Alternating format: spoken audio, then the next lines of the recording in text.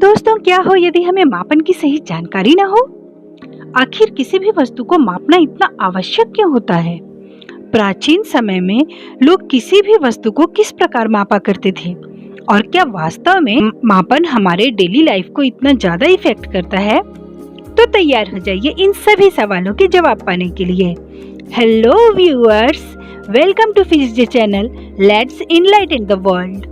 आज की इस वीडियो में हम जानेंगे कि मापन क्या है, इसकी आवश्यकता क्यों पड़ी और साथ ही मापन का इतिहास क्या है। So get ready to learn. मम्मा ने जिज्ञासा से कहा, बाजार से चावल ले आओ। जिज्ञासा एक अच्छे बच्चे की तरह दुकान पर चावल लेने गई और दुकान पर शॉपकीपर अंकल से बोली, अंकल मुझे चावल लेना है। अंकल ने कहा, कितना दे बेटा? तो जिज्ञासा ने कहा, थोड़ा चावल। अंकल ने कहा, थोड़ा कितना? जिज्ञासा ने कहा, खूब सारा। अब अंकल टोटली कंफ्यूज होकर बोले, एग्जैक्ट कितना देना है? तो जिज्ञासा ने सोचा, मम्मा ने कितना कहा था? तो उसे सडनली याद आता है 5। तो अंकल उसे 5 चावल दे देते हैं। ये लो 5 चावल। लेकिन जिज्ञासा को लगता है कि कुछ तो गड़बड़ है। तब अचानक उसे याद आता है कि मम्मा ने 5 केजी चावल कहा था। अब अंकल को एग्जैक्ट पता था कि उन्हें कितना चावल देना है। ऐसे अंकल खुश, जिज्ञासा खुश है क्योंकि उसे काफी मात्रा में चावल मिल रहा है और उसकी मम्मा खुश है कि उन्होंने जितना चावल कहा था उतना मिला है। देन इस छोटी सी स्टोरी में सारा कंफ्यूजन किस बात का था? सही मेजरमेंट का। अगर चावल अंकल मेजर करेंगे तो उन्हें पता होना चाहिए कि इसे कैसे मापना है, और मेजर करने के लिए उन्हें 2 चीजों की जरूरत पड़ेगी, एक 5 और दूसरा KG. Then 5 is just a number जो बताता है कितना, और केजी का पता नहीं होगा तो हमें पता ही नहीं चलेगा कि 5 कितना होगा। 5 तो फिंगर्स भी होते हैं। सो फाइनली ये क्लियर करता है कि how much kind it is. So now we get exact definition of measurement from here. मापन एक अज्ञात मात्रा की उसी प्रकार की ज्ञात निश्चित मात्रा से तुलना है।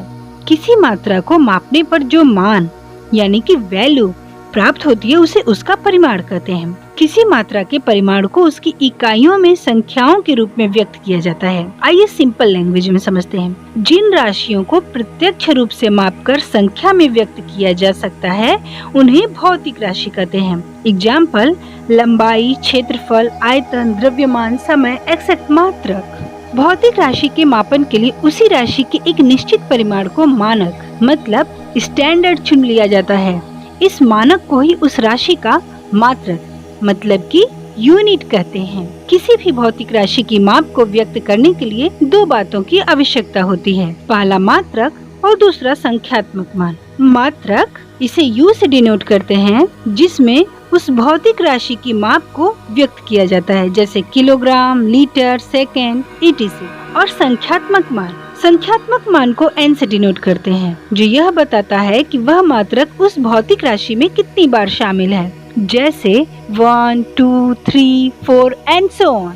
आइए इस एग्जाम्पल से समझते हैं। माना एक छड़ की लंबाई 1.73 मीटर है। अब यहाँ पर लेंथ एक फिजिकल क्वांटिटी है जहाँ मात्रक मीटर और संख्यात्मक मान 1.73 है। ओके, अब यही मानक सेंटीमीटर में लिया जाए तो छड़ की लंबाई 173 सेंटीमीटर होगी, और यदि मात्रक मिलीमीटर में ले तो छड़ की लंबाई 1730 मिलीमीटर है। Now we get from here, किसी राशि का मात्रक जितना छोटा होता है उसका संख्यात्मक मान उतना ही बड़ा होता है। Then we can say that in physical language, संख्यात्मक मान its mean n is inversely proportional to 1 upon matrak, its mean u. n is inversely proportional to 1 upon u, और nu is equal to constant। अब आपके मन में ये question आ रहा होगा कि ये राशि क्या है? अरे यार, ये राशि नहीं, राशि क्वांटिटी जिसे कोई संख्यात्मक मान दिया जा सकता है उसे राशि कहते हैं, और जिन राशियों के पदों में भौतिक विज्ञान के नियमों का वर्णन किया जाता है उन्हें भौतिक राशियां कहते हैं। इट्स मीन फिजिकल क्वांटिटी, जैसे किसी देश की जनसंख्या, किसी व्यक्ति की मंथली इनकम, किसी स्टूडेंट का पर्टिकुलर सब्जेक्ट में मार्क्स, ये सब राशियां हैं, यानी कि नंबर्स हैं। बट रूम टेम्परेचर एक फिजिकल क्वांटिटी है। किसी छड़ की लंबाई, किसी कण का द्रव्यमान, किसी कण पर लगाया गया बल, ये सभी एग्जाम्पल फिजिकल क्वांटिटी के हैं। अब बात आती है कि हमें मापन की आवश्यकता क्यों पड़ी। साइंस में भौतिक राशियों के एग्जैक्ट मापन की आवश्यकता होती है। हमारी ज्ञानेंद्रियां दो वस्तुओं के समान गुणों की केवल तुलना कर सकती है, उनका यथार्थ मापन नहीं। एग्जाम्पल, दो पिंडों को अलग अलग हाथ से उठाकर हम बता सकते हैं कि कौन सा पिंड हल्का है और कौन सा भारी। इसी प्रकार दो छड़ों को देखकर या उन्हें बराबर रखकर हम बता सकते हैं कि कौन सी छड़ बड़ी है और कौन सी छोटी, बट उसका एग्जैक्ट वैल्यू नहीं बता सकते।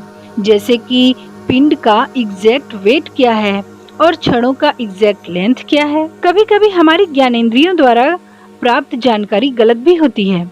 जैसे यदि हम अपने दाएं हाथ को गर्म पानी में और बाएं हाथ को ठंडे पानी में डुबोएं, उसके बाद दोनों हाथों को एक साथ गुनगुने पानी में डुबोएं, तो वही पानी दाएं हाथ को ठंडा और बाएं को गर्म महसूस होगा। So this is totally confusion, you know. इस एग्जाम्पल से ये क्लियर पता चलता है कि आखिर मापन की जरूरत क्यों पड़ती है और ये हमारी डेली लाइफ को कितना प्रभावित करता है। वैसे इस वाक्य से मुझे अपने बचपन की बात याद आती है। जब मैं छोटी थी तो ठंडे को गर्म और गर्म चीजों को ठंडा समझती थी। एक्चुअली जब मुझे ठंडा पानी मिलता तो मैं मम्मा से बोलती ये कितना जल रहा है, और किसी गर्म वस्तु को टच करके बोलती ये बहुत ठंडा है।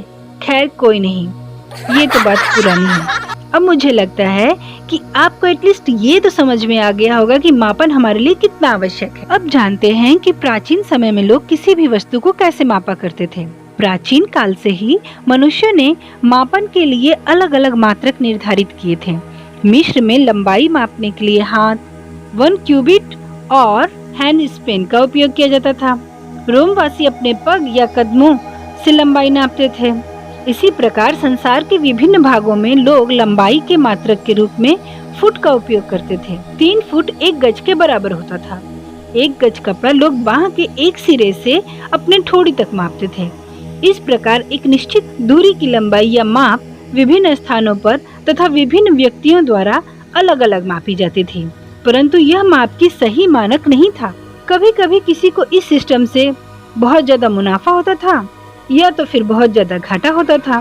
दोस्तों, हम अपनी नेक्स्ट वीडियो में जानेंगे कि आखिर मेजर में रिवोल्यूशन कैसे आया और फंडामेंटल फिजिकल क्वांटिटीज और फंडामेंटल यूनिट्स क्या होते हैं। तो आज की इस वीडियो में यहाँ तक ही। आशा करती हूँ कि आपको मापन का ये कॉन्सेप्ट समझ में आया होगा। यदि आपके मन में इस टॉपिक से रिलेटेड कोई भी क्वेरी हो तो नीचे कमेंट बॉक्स में जरूर लिखें, और ये वीडियो आपको हेल्पफुल लगी हो तो लाइक जरूर करें और चैनल को सब्सक्राइब करना ना भूलें। तब तक के लिए गुड बाय।